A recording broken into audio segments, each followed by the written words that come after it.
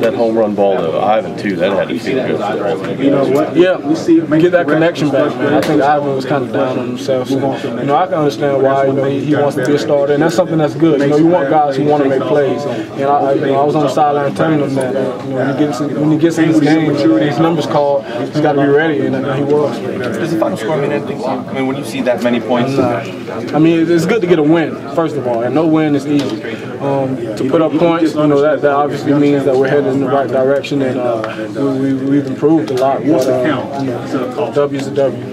Can you discuss the When 70 was 69, it kind of showed that you guys didn't rest on your laurels over the summer. Everybody worked hard to maintain that momentum. Yeah, and I think that's the best thing about this team is that we took that Orange Bowl game as kind of a stepping stone. We looked at that and said, I mean, if we can score 70 on these guys, then you know, why don't we score 70 a game now? We know that's not going to happen, but you know, we raised the bar for ourselves, and I think that's something good. Can you speak about that busted play with Bowie that you scrambled on? Yeah, some miscommunication between me and Bowie. You know, he went one way, I went the other, and you know, my intention was just to get it back to the line, but the offensive line did such a great job and opened up a huge hole. It was me and the safety, and I figured, you know, if I make this guy miss, I can get in. Hogerson said Bowie would have scored if he'd gone the right way. Yeah, if he'd have went the right way, he'd have scored. So, you know, I reaped the benefits of his mistakes. 4 touchdown passes where you, I know you're not a stat guy, you only threw 4 incompletions, so you had 4 touchdown passes. I mean, is that as accurate as you can remember being? Slowly.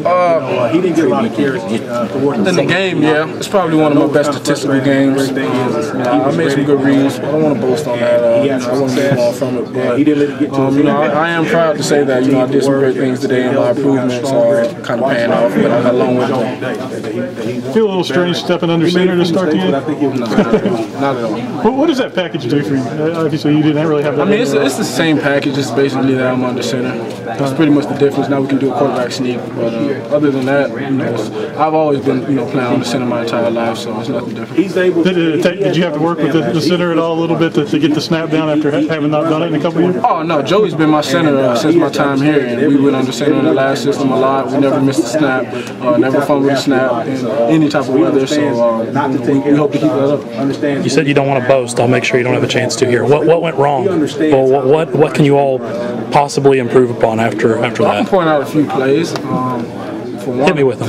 The screen pass to Bowie, which was an incompletion. You know, I could have put some touch on it and gave it to him. I kind of ended the play quickly. I thought it wouldn't work, so I kind of spiked it. We had about 2 or 3 times where we put the ball on the ground with fumbles, and you know, had those guys recovered that, you know, it probably would have been a different game. So you know, we got to do a better job of taking care of the ball, and you know, overall, just eliminating mistakes. Still, does that speak to where you all are? That the mistakes you can point out are a spiked screen pass and a couple of fumbles you actually got back? I'm pretty sure, you know, we're going to make some more mistakes along this road, but the key thing is that we understand that, first of all, you got to move on from it, can't let it affect you. And the second thing is, you know, when you get into the film room and, you know, got time to practice, just correct it. You've been the offensive line's biggest advocate for years, going back to the former system and everything.